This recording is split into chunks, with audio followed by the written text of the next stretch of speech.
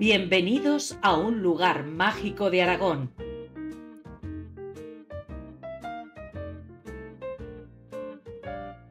Siendo la capital de provincia menos poblada de toda España, Teruel alberga infinidad de rincones que son la envidia de otras de más renombre. Posee un importante patrimonio artístico mudéjar, parte del cual ha sido reconocido por la UNESCO como Patrimonio de la Humanidad.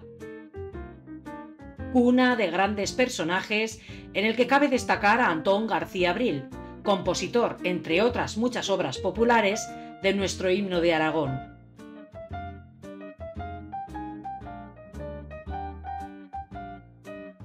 Pero vamos a meternos en materia porque hoy hay mucha tela que cortar.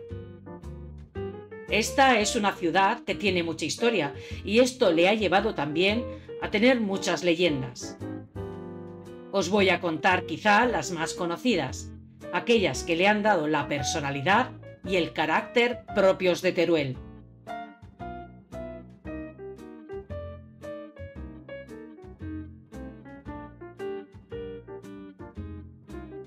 Cuenta la leyenda que, acampadas las huestes de Alfonso II en el cerro que hoy ocupa Teruel, hubo de marcharse el rey urgentemente a otro lugar del reino. Los caballeros que iban con él le sugirieron la conveniencia de fundar en el lugar donde se hallaban una villa para reforzar la frontera, y él accedió antes de marchar. Pero los señores que habían de encargarse de realizar aquella nueva fundación dudaron sobre la elección del emplazamiento más adecuado. Finalmente decidieron que escogerían aquel que la providencia les marcara con alguna señal. Y aquella señal no tardaría en llegar. Las tropas moras de la zona les prepararon una emboscada, enviando hacia donde estaban una enorme manada de toros con las astas encendidas. Los cristianos no solo acabaron con aquella amenaza, sino que dispersaron a los soldados enemigos adueñándose de la margen izquierda del río Guadalaviar. Y fue entonces cuando vieron en un alto a uno de los toros con una luz entre las astas. Quizá fuera un resto de la pez o las ramas ardientes que le hubieran colocado, pero parecía una estrella. Esa fue la señal que los caballeros cristianos interpretaron como un guiño de la providencia que les indicaba el lugar donde había de estar Teruel, y ese fue, por tanto, el lugar elegido.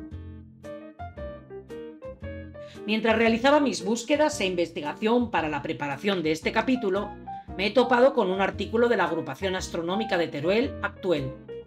En el artículo exponen que aquella estrella, la que marcó el destino de un ejército y de una ciudad, bien pudiera haber sido la visualización de una supernova, la cual fue visible en la constelación de Tauro, el Toro, y precisamente entre las dos estrellas que delimitan la cornamenta, y cuyos restos todavía hoy se pueden contemplar en la llamada nebulosa del Cangrejo, una visión que alcanzó tal brillo que pudo contemplarse varias semanas incluso durante el día. Esto sucedió alrededor del año 1054, que aunque la fecha no se ajusta al momento oficial de la fundación de la ciudad en el año 1171, tampoco sería descartable la asociación de este fenómeno estelar con el carácter mágico-religioso que ha llegado hasta nuestros días, con el ánimo de ganar notoriedad las tropas cristianas. Al fin y al cabo, la historia la escriben los ganadores, y la escriben a su modo.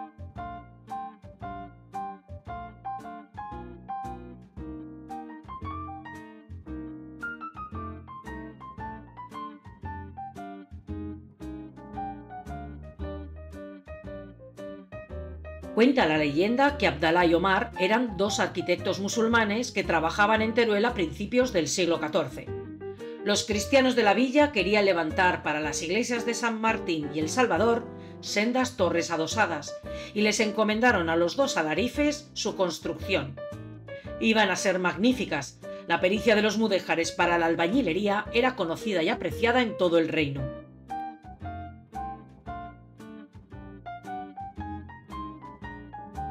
El destino, siempre caprichoso, quiso que una hermosa mora se cruzara en el camino de los maestros.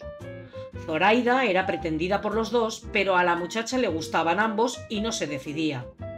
Entonces se le ocurrió al padre de la joven intervenir. propuso que la mano de su hija sería para quien alzara la torre más bella en menor tiempo.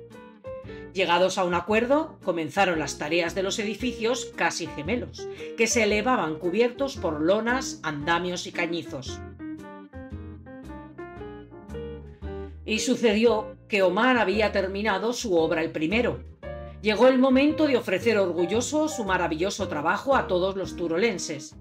Pero el deslumbramiento duró tan solo un momento, pues la torre de San Martín estaba levemente torcida.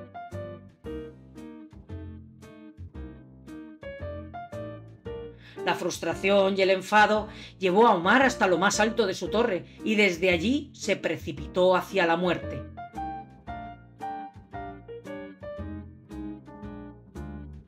Unos días después, cuando Zoraida y Abdalá, unidos ya en matrimonio, se deleitaban con las vistas en el campanario del Salvador, dejaron escapar un suspiro de melancolía al contemplar la torre del rival.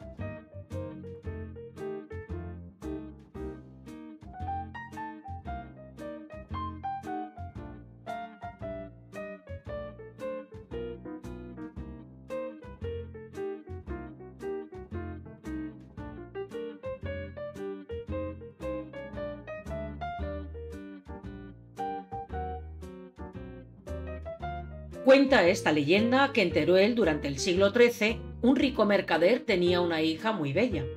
La muchacha, de nombre Isabel de Segura, y un muchacho pobre pero honrado, de nombre Juan de Marcilla, se encontraron un día en el mercado y se enamoraron profundamente. Los dos jóvenes se amaban mucho. Juan le confesó que deseaba tomarla por esposa, y ella respondió que su deseo era el mismo, pero que supiese que nunca lo haría sin que sus padres lo aprobasen. Por desgracia, pese a que Juan Marcilla era un joven de buen corazón, no poseía riquezas ni hacienda alguna. Por esta razón, Juan pidió a la doncella que le esperara 5 años, durante los cuales estaría dispuesto a salir a buscar fortuna allí donde fuera necesario para poder ganar dinero y hacerse digno de matrimonio. Y ella se lo prometió.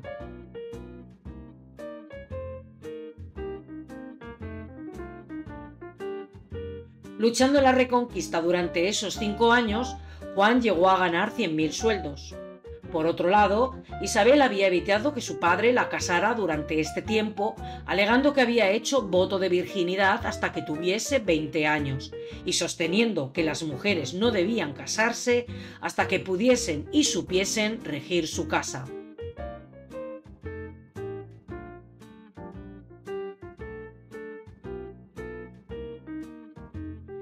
Pero llegaron rumores hasta la ciudad en los que se decía que Juan, probablemente, habría muerto en combate, por lo que Isabel accedió a los deseos de su padre, quien le organizó la boda con un rico pretendiente.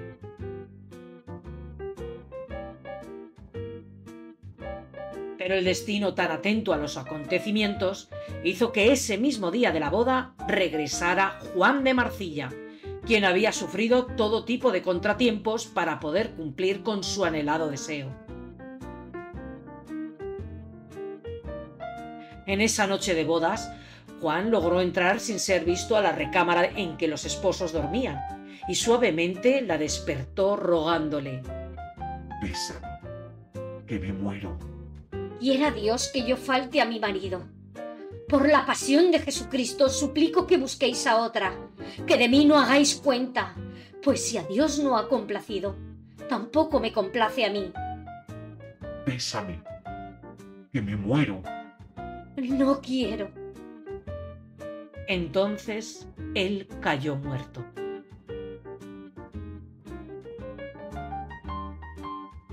Isabel contó lo ocurrido a su marido y de cómo, con un suspiro, Juan había muerto. Dijo el marido: «¡Oh, malvada! ¿Y por qué no lo has besado?» Por no faltar a mi marido. «Ciertamente, eres digna de alabanzas». Él, todo alterado, se levantó y no sabía qué hacer.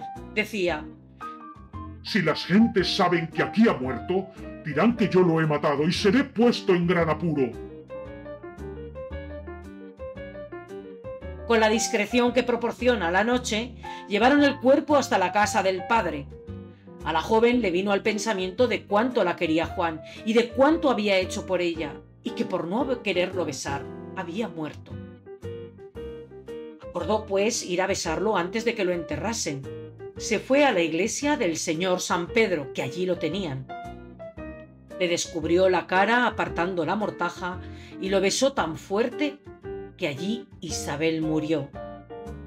Las gentes que veían que ella, que no era parienta, estaba así, yacente sobre el muerto, fueron para decirle que se quitase de encima, pero vieron que estaba muerta, y entonces acordaron enterrarlos en una sepultura juntos para siempre. En el año 1533, en la iglesia de San Pedro de Teruel, se encontraron dos momias bajo el suelo de la capilla de los santos Cosme y Damián, y se asumió que éstas pertenecían a los legendarios amantes, no siendo posible comprobar si era verdad. La capilla donde fueron encontrados se renombró la Capilla de los Amantes, y en el año 1955, debido a la popularidad de las tumbas y al volumen de turistas, las momias fueron trasladadas a dos sarcófagos nuevos esculpidos en alabastro por Juan de Ávalos.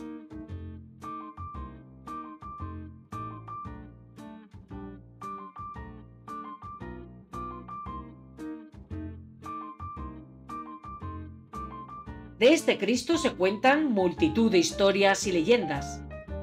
Una de ellas dice que apareció flotando por las aguas del río Guadalaviar, que llegaba desbordado debido al deshielo de la nieve. La imagen se paró frente a las murallas de la ciudad y al rescatarlo los lugareños y llevarlo a la iglesia en la que se encuentra actualmente, sucedió un milagro, pues las aguas descendieron. Otra de las leyendas dice que el artista fue un ángel o un peregrino, del mismo modo que sucedió con el Cristo de Calatorao o el de Mayén. Un hecho que se repite en multitud de lugares en el que se dice que hasta una población llega un extraño que, necesitado de refugio, se ofrece a esculpir como agradecimiento a la generosidad y bondad de los anfitriones una escultura de un Cristo, con la particularidad de que deben permitirle trabajar en soledad durante 3 días sin ser molestado. El milagro viene cuando a los 3 días y sin haber tocado la comida que los lugareños le dejan al forastero, este ha desaparecido y en su lugar se encuentra una magnífica talla. Pero recordemos que este es el Cristo de las 3 manos, y es que en su costado izquierdo se puede observar una mano junto a sus costillas. El origen de este detalle tan peculiar es diverso. Algunos dicen que esa tercera mano se cuenta que era la de un ladrón que quiso robar al Cristo y se le quedó pegada al costado. Otros, los más ortodoxos, dicen que seguramente esta imagen formó parte de un grupo escultórico del cual las otras imágenes están desaparecidas y que probablemente era un descendimiento, puesto que no lleva una corona de espinas, sino de gloria.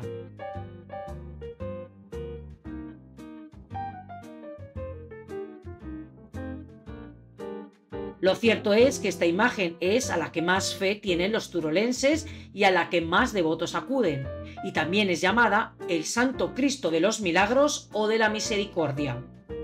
La devoción es tal que la Hermandad del Cristo de las 3 manos, que se constituyó en el año 1639, todavía hoy sigue vigente.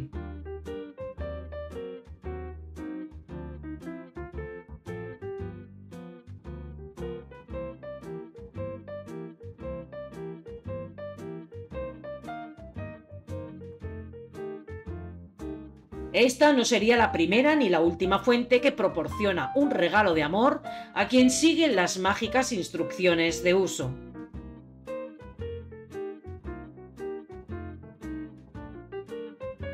En Teruel está la fuente, de donde nace el querer. Allí van los teruelanos desde chicos a beber. Una tradición muy extendida dice que la persona que pide un deseo amoroso y luego bebe consecutivamente de los 4 caños, se le cumple el deseo en tan solo un año. Así pues, todos aquellos que deseen encontrar el amor y casarse, deben darse una vuelta por esta popular Plaza del Torico y saciar la sed de los 4 caños de su fuente.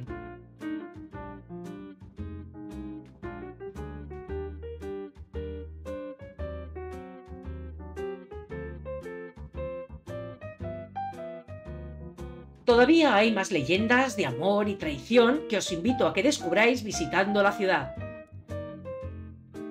Sé que quizá no haya estado a la altura que merece nuestra hermosa ciudad de Teruel, pero sirva al menos para que tenga su merecido reconocimiento esta perla aragonesa. Gracias por haber estado ahí. Nos vemos en otro lugar mágico de Aragón. Hasta pronto.